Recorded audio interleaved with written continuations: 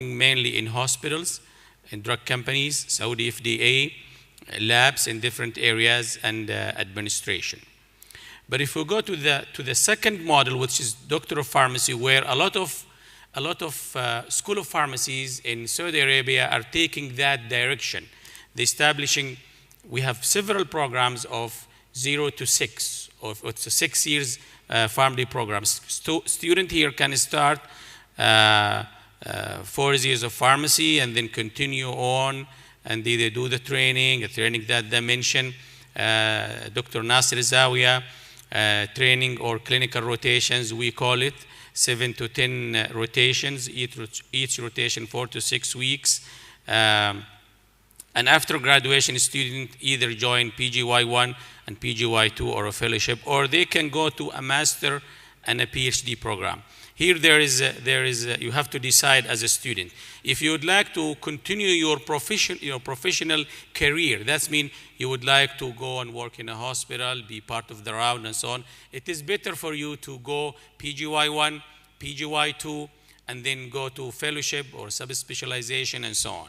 But if you would like to go and join academia, most of the time you have to go for a master and PhD. You have to decide. You have to go and look to these booths, speak to a pharmacist, speak to the panel if you have any confusion.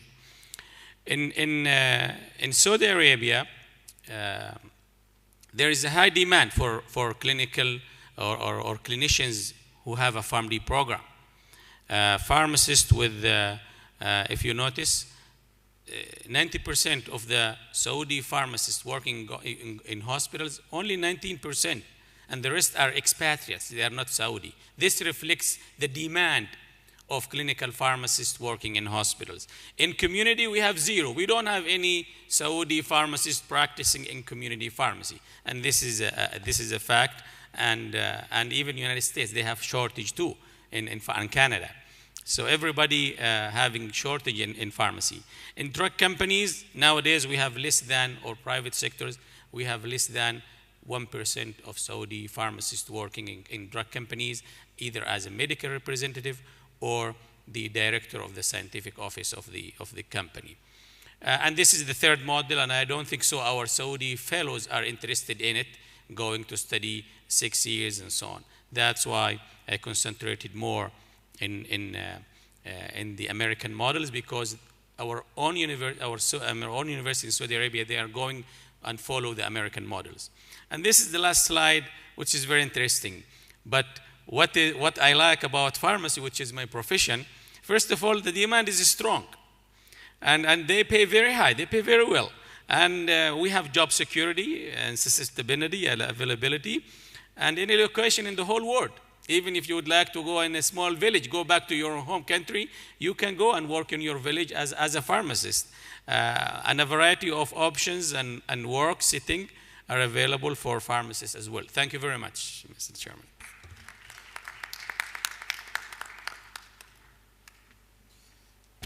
Thank you, Dr. Asiri. And if you'd like to learn more about the classification and whether your program that you are heading to is recognized, you have to listen to Dr. Yasser Tashkandi, our next speaker.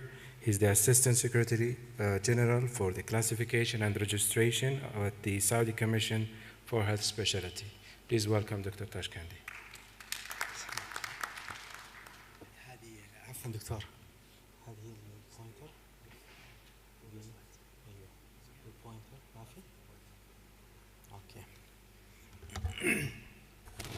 بسم الله الحمد لله والصلاة والسلام على رسول الله.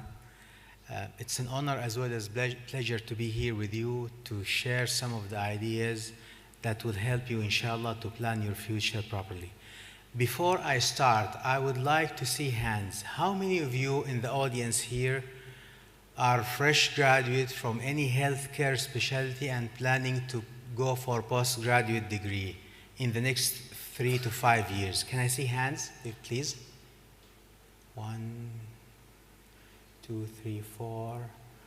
All right, there are few numbers. My sight cannot go beyond the first 5 or 10 rows, but I can see that there are some other. Thank you very much. All right. The challenge is that we have a number or significant percentage of Saudi healthcare professionals who finish their degree from Saudi universities and travel abroad and come back with their degrees to find that the degrees that they have been working on for the past few years is not accepted here. And they always come to my office and they try to argue and to use some emotional, subjective words that at the end of the day doesn't help them. Some of them, they are upset, they go to Diwan Madhalim and other government agencies like this, but at the end of the day, their effort is worthless. So the main thing is that you plan, ask before you take the step and travel abroad. It is your responsibility. I'm going to talk briefly about the Saudi Commission, and I'm going to share with you some of the committees that are governing the Saudi Commission work. And then I'm going to address some of the challenges that we see in this practice. طيب, the concept is very logical. Allah subhanahu wa ta'ala said in the Quran, ألف لام ميم أحسب الناس أن يتركوا أن يقولوا آمنا وهم لا يفتنون ولقد فتنا الذين من قبلهم فليعلمن الله الذين صدقوا وَلَيَعْلَمَنَّ الْكَاذِبِينَ. Now, the Saudi Commission is not interested to say that you are a believer or not. This is not our mission. But we use the same concept. You say that you are a healthcare professional and you have done your degree and you have done so and so. Okay, we're going to test you, and then if you pass, you will be given the proper licensure. If not, then sorry. In 1992, there was a royal creed to approve the rules and regulations and the system of the Saudi Commission. So we're not talking from our own minds. We are supported by a royal order. And this was done for a purpose. Inshallah, I'm going to address it in the next couple of minutes. Okay? When the Saudi Commission started, we had some training programs for internal medicine, surgery, OB-GYN, pediatrics. Later on, other specialties such as ophthalmology, psychiatry, family medicine was added. And by 95, we had about 1,400 practitioners participated in these training programs. We have 10 scientific boards. And in 1998, we had about almost 9,000 practitioners classified by the Saudi Commission. In 1999, we had about 13 boards, and in 2002, we had more boards such as neurosurgery and pharmacy, nursing, healthcare, allied health science. And in 2002 as well, we had one of the hospitals in Qatar, Hamad Hospital, joined the programs of the Saudi Commission. The point I want to make is that by that time and after that, many hospitals and government agencies in the Gulf region, they began to communicate with the Saudi Commission and asking to use our prometric tests and other things that we offer to collaborate with them. What does that mean? It means that other countries in the Gulf region are trying to use the help of the Saudi Commission because they feel and they believe that the Saudi Commission has came so far and reached to a good level. And we in the Saudi Commission are proud of that, and we're also trying to help in that area.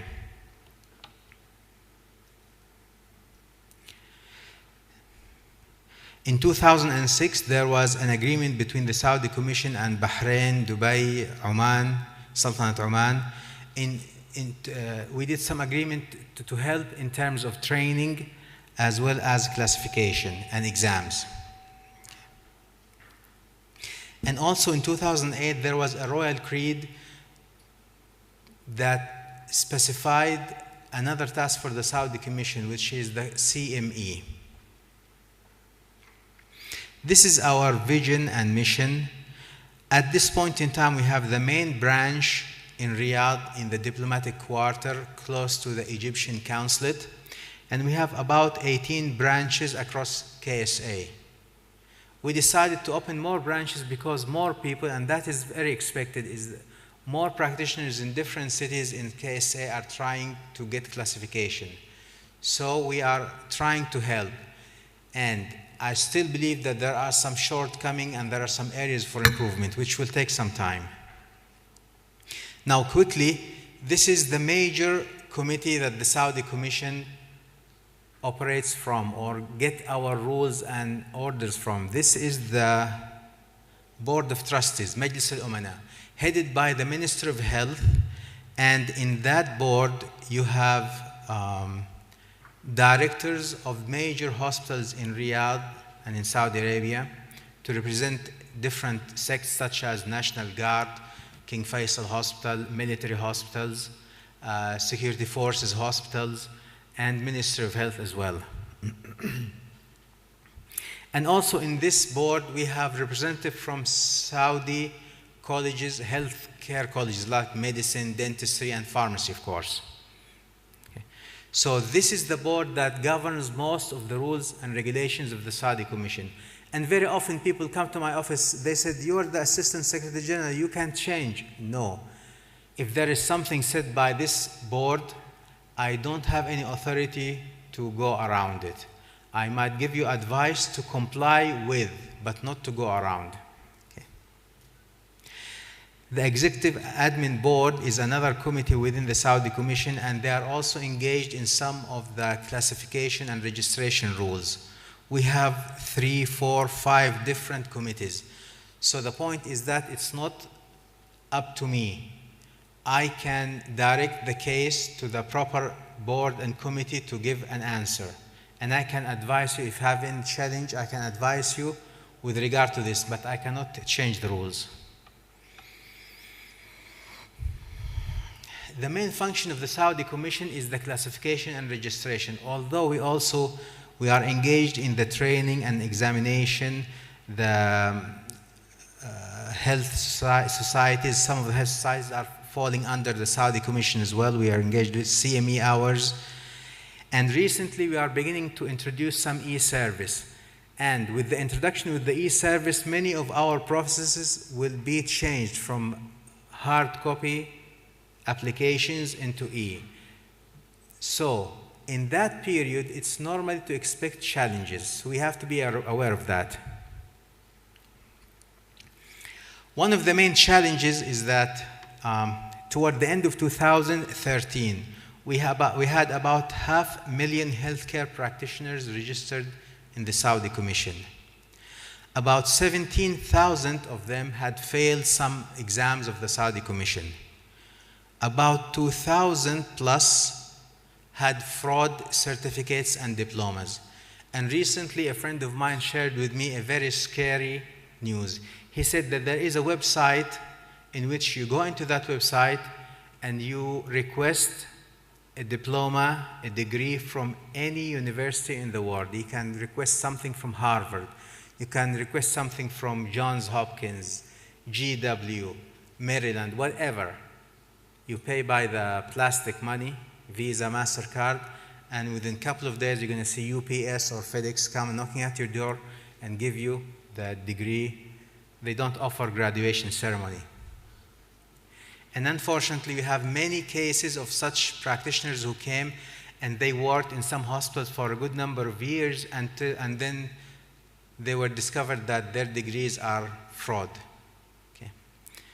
I'm sure neither you nor I would like to be patients for those people. Okay. No.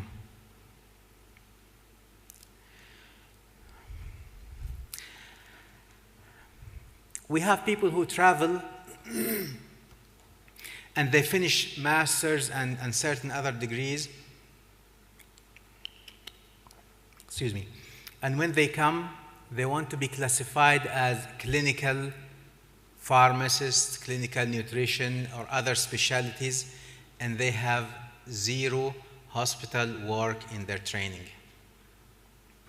And unfortunately, some universities in other countries I cannot say what is their exact intention, but they attract students, they give them some promises, and when those students finish and come back, they found that their degree is not accepted because they don't have any clinical training.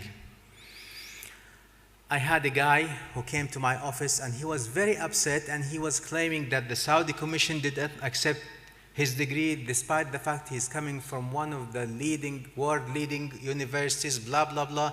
And he began to talk about this university, and it's his right. He spent some years there. He believes it's a good program, and I have no problem with that. Now, I said, okay, tell me how can I help you? He said, I have a master's degree, and the Saudi Commission is not accepting it. I said, master's degree in what? He said, in mind and brain. Okay, what does that mean? So he translated, he said, mukh wa aql. I said, I know, I can't translate it into Arabic, but what does it mean, master's degree in mind and brain? Can you explain it to me? What do you do with this degree? He said, in this country, I worked in a hospital in which before the patient is seen by the physician, he would come to my clinic. I will run some tests, then I will define the problem for this patient so the physician can help him. I said, okay, this is called diagnosis. Do you make diagnosis? He said, yes. I said, cool. All right, mind and brain. Do you make diagnosis in neurology or psychiatry? He said, both. I was, all right. So then what is the role of the neurologist or the psychiatrist if you make the diagnosis? He said, well, I don't know. And he began to talk about his university. To make the long story short, I said, I cannot help you. I'm going to prepare a committee from a neurologist, psychiatrist, psychologist, and we're going to sit and meet with you on that specific date. On that day, before that day, we called him. He said, I am outside of KSA. I had an important meeting, etc. I said, fine. Give us your number, a local number or whatever, so that we can call you on that specific time and meet with you over the phone. We met with him. I introduced the committee. The neurologist asked him, define epilepsy. Very simple, straightforward question. Pause. I said, excuse me, can you help us answer? He said, well, you know, I studied this 3 years ago and I forgot the definition. Okay, I said, fine. You want to make a diagnosis and you don't know what's the disease. The psychiatrist asked him, similarly, he didn't answer. So I said, do you have a logbook? He said, what is logbook? I said, fine, ignore it. How many patients you have seen in that university? He paused, he said, 1. How many years you study? He said, 6 years. So 6 years, you've seen one patient, and you want to make a diagnosis in neurology and in psychiatry. Is that what you want? He said, yes. And I was about to faint. So we end up the meeting, and I asked everybody, would you think? Of course, nobody would accept him. Now, my point I want to make is that some people, they go to universities with big promises. Now, I cannot put a blame on the university, on the Ministry of Higher Education. It's your responsibility. If you want to go and study, do your best so that you can get a good education. Clinical training, clinical structured training is mandatory. If you have any doubt, please visit me in my office in the Saudi Commission in the diplomatic quarter. I will meet with you, show me the acceptance letter, some details about your program, and I can discuss it with you one-to-one. If you want to do it officially, we have a process in which you can apply officially, and we can give you an official answer about the program you are about to get into. Of course, there is a fee associated with this process, but at least you have something to guide you in a bit better future. All right. Again, the last thing I would like to add about the training is that some schools, we have problems with the degrees in which you come and you're not getting training. And a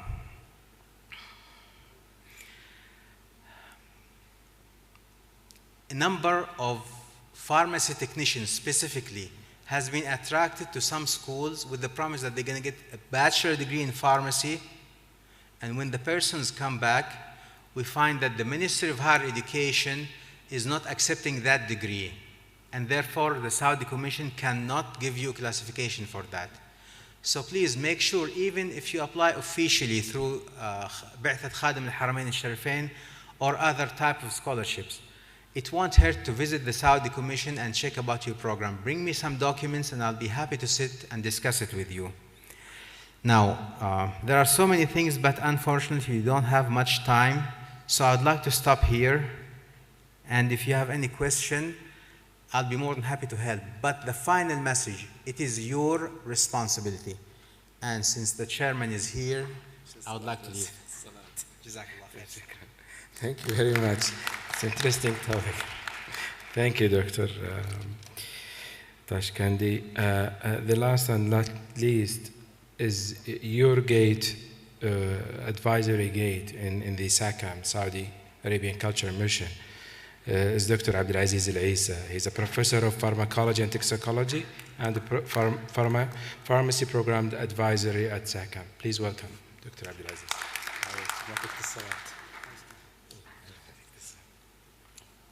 السلام عليكم.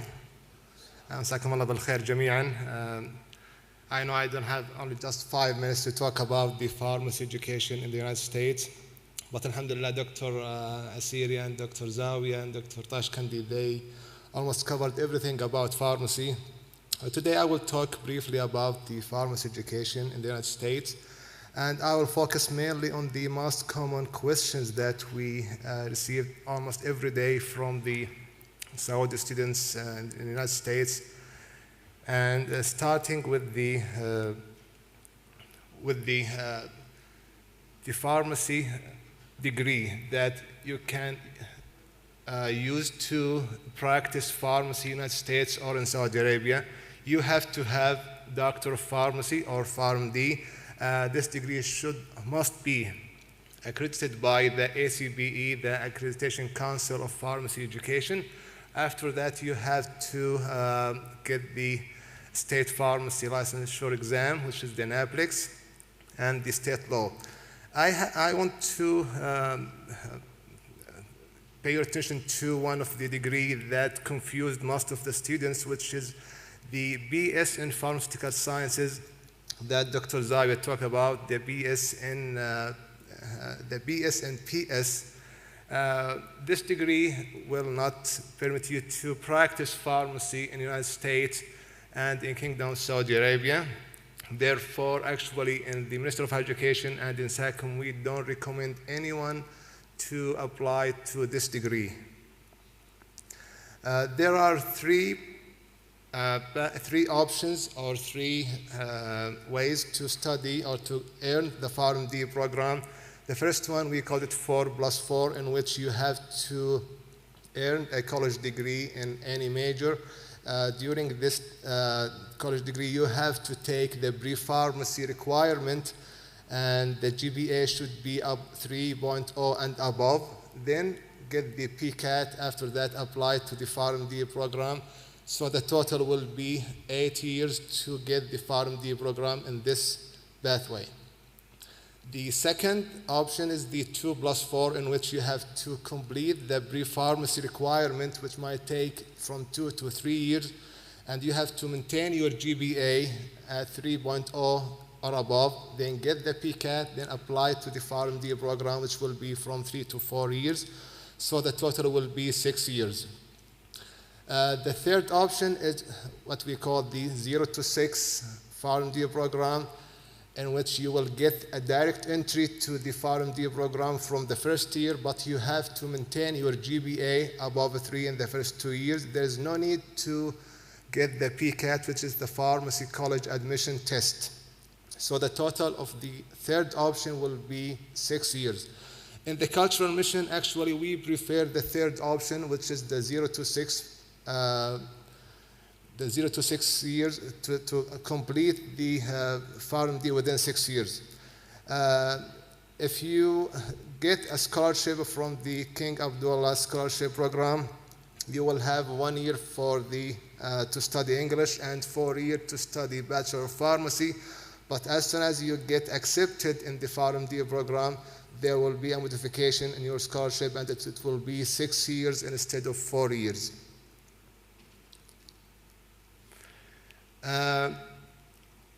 Actually, most of the, we received a lot of questions from the pharmacists who got or who earned their degree from Saudi Arabia, who earned their pharmacy degree from Saudi Arabia, and they want to apply to residency program.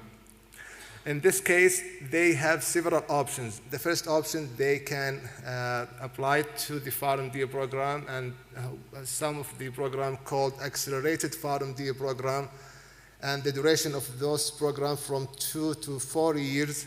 And the reason for taking or repeating the pharmacy or the PharmD again is to get the license and apply for the pharmacy licensure, which is through the NAPLEX program, and get the state law exam, and then apply to the residency program. But in the cultural mission and the Ministry of Higher Education, we don't recommend you to take the PharmD if you have a pharmacy program, if you have a B pharmacy or PharmD from Saudi Arabia, because it will be considered as a repetition of the same degree.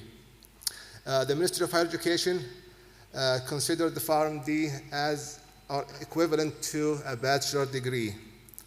There is another option, which is the non-traditional PharmD program, but again, the Cultural Mission and the Ministry of Higher Education do not recommend the non-traditional PharmD program because it's considered as online program.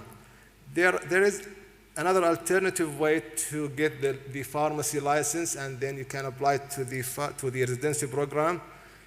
The other alternative way is by taking some of the equivalency exam called the FPGEE, the Foreign Pharmacy Graduate Equivalency Exam, and take the TOEFL. When you get both exams, the TOEFL and the FPG, you can get the certificate. After that, you have to complete the internship, which is from 1,500 to 2,000 training hours. After that, with the FPG, the certificate, you can apply or you can get the NAPLEX exam and the state law. This duration will be from 1 to 2 years. And there are like 2 universities in the United States. We have like agreement with them to accept the pharmacists from Saudi Arabia to prepare for the FPG and to get the internship in the United States. But if you take the PharmD from the United States, you don't have to go through all of these equivalency exam and the internship. Just what you have to do is just apply or get the NAPLEX. After that, the state law. I will talk briefly about the postgraduate program, the residency program, BGY1 and BGY2. You have to be a licensed pharmacist to apply to the residency program. In the BGY1 or the postgraduate year 1 pharmacy residency program, it will be covered only the general pharmacy practice. In the second postgraduate program, residency program, it will be specialized residency program. It will be concentrated in one of the pharmacy specialty like the critical care, pharmacotherapy, or the ambulatory care. Some of the students, they complete their education after the residency and they apply to the fellowship program, which will be from 2 to 3 years after that. The fellowship program will be mainly a research, and it has some clinical clinical experience and some teaching responsibility. But actually, we prefer most of the, we encourage all of the pharmacy students, if they want to go through the clinical pharmacy program, it's good for them to get BGY1, BGY2. After that, it's good to get the PhD in pharmacotherapy or other clinical pharmacy program. And actually, this table shows just a summary of what we talk about and the duration of the that you have to. As you see in the first one, it will be 9 to 10 years from the high school till you complete the second BGY2. And as we said, the third one, which will be from 0 to 6, is the shortest And the best way to get the PharmD and the residency program will be 8 years. And if you have a pharmacy degree from Saudi Arabia, it's good to go through the program that will allow you to get the license, like the program that I said in 2 universities in the United States. It will be from 3 to 4 years. And if you have more questions, you might visit the website of the Saudi Arabian Cultural Mission, and also there will be more information about the PharmD program in the American Association of College of Pharmacy. Thank you so much. Thank you, Dr. Abdulaziz. I don't think we have much time for questions. We have 5 minutes before the Maghrib prayer. So maybe we'll start with the ladies, if you have any questions. I cannot see. Any questions? Okay, it seems to me everything is clear. Oh, do you have a question there?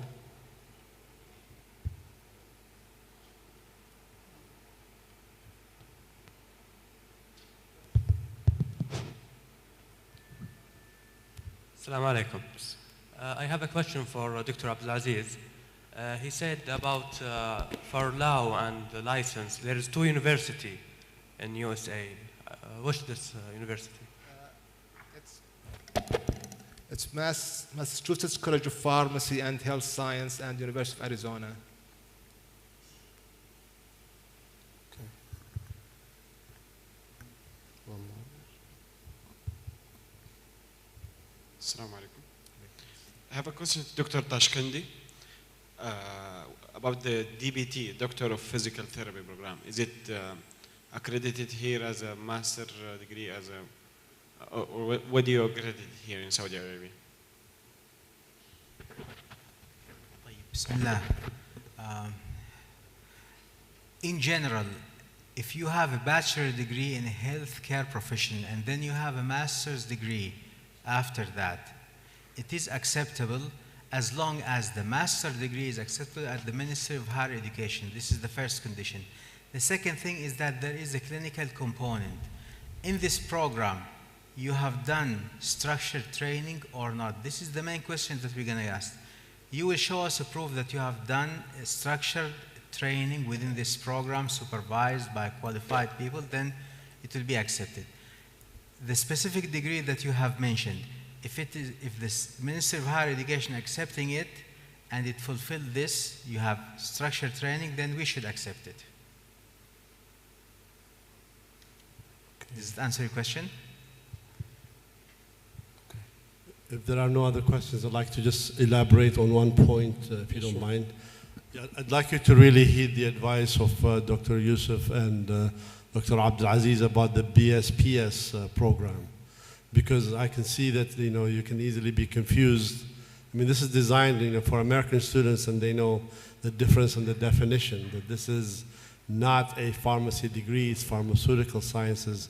It's designed for those who want to work in a pharmaceutical industry and not someone who's going to work in a pharmacy. So American students understand the difference, and it's popular, it's growing in popularity, but yeah, I can see that others can confuse that and come back to the kingdom and try to misuse the degree that they don't have. So I just want to reiterate that and clarify it.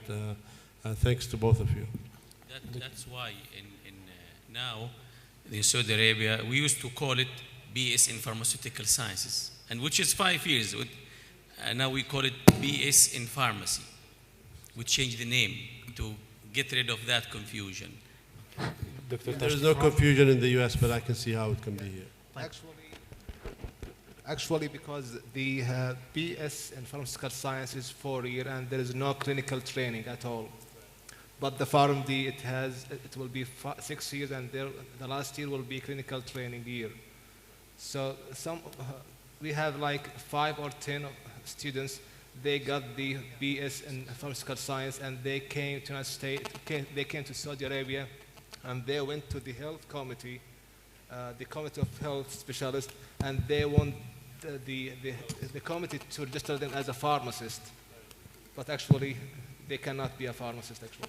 From the perspective of the Saudi Also Commission, from Australia, I guess. From Australia, we have some cases, not only United States. from the Saudi Commission viewpoint, if you have a degree in pharmaceutical science, you are qualified, as Dr. Zawi said a while ago, you are qualified to work in research and academia.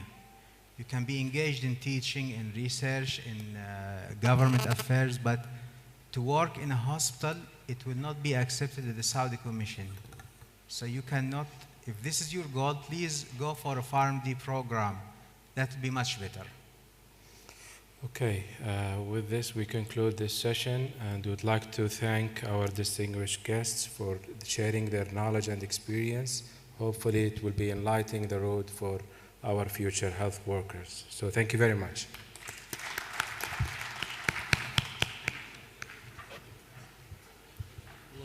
All right, so no break this time. We're going to quickly turn over to our last session. Please be seated.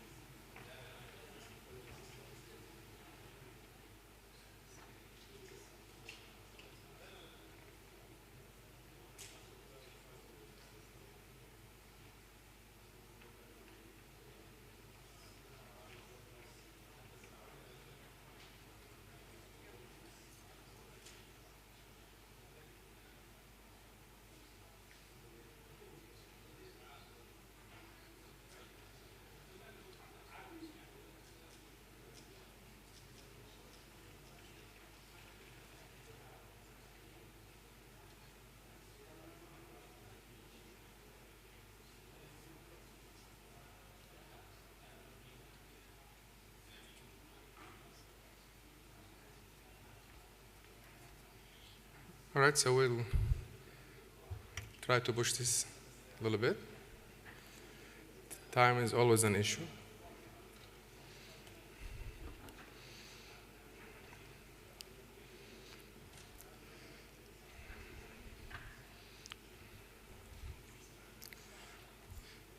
All right, if I might have your attention, please.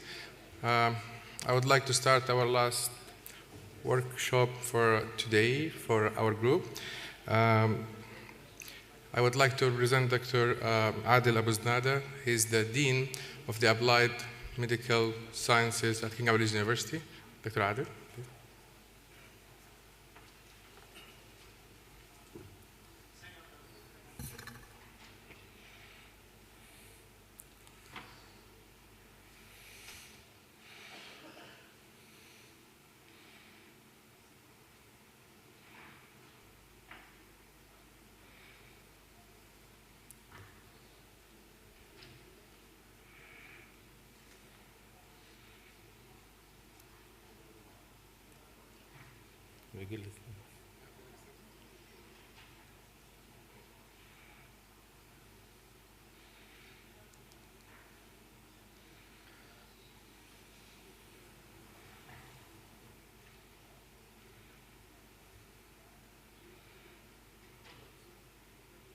Bismillah ar-Rahman ar-Rahim. Thank you very much. I'm really happy and honored to be part of this session. I would like to thank the Saudi Cultural Mission in Washington for giving me this opportunity. And our session today, I know it's quite late in the day, or almost evening now. The session will be more into nursing and physiotherapy. and a little bit about applied medical sciences. So we will start by inviting our first speaker today, who is Dr. Rafat Qahush. Dr. Rafat is the director or the president of California School of Health Sciences and California Career Institute. And he's going to be talking to you about nursing and all about what are the programs available and how to work as a nurse in the United States. Thank you, Doctor, please.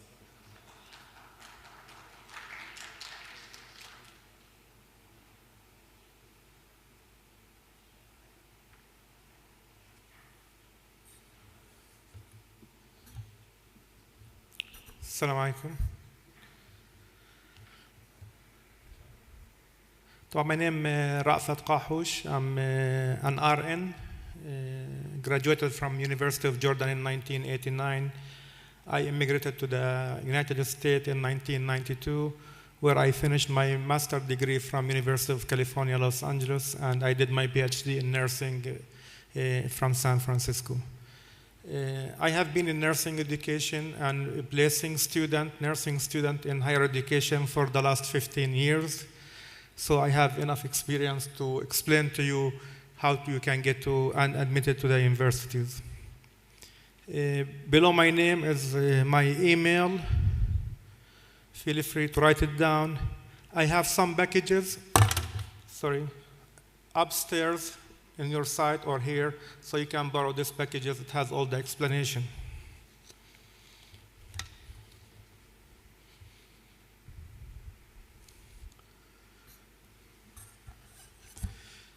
The purpose of this presentation is to provide you with information mainly to help you to gain knowledge and mainly to be able to understand the process of registering or getting accepted or admitted at programs in the United States. From our experience, we find that many international students, they lack the knowledge or they don't understand the system. That's why they struggle when they try to apply.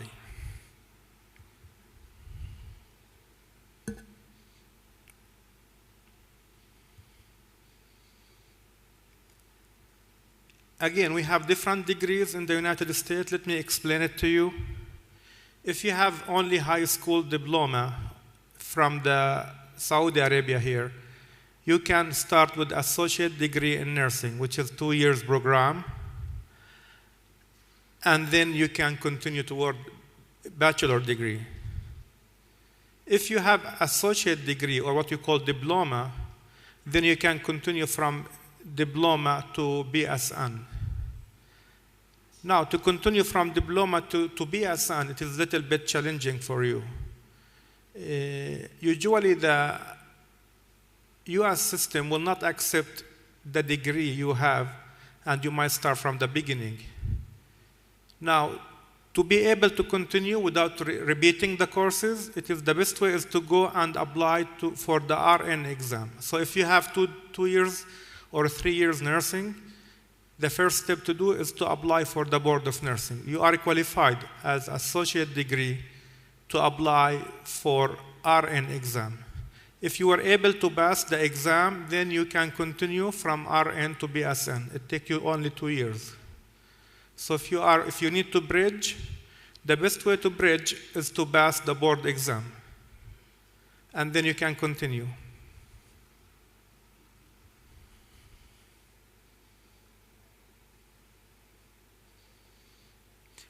Again, for we discuss, if you have 2 years or 3 years nursing, start with RN exam to pass, or you might have to transfer your credit, and they may count a few of them only.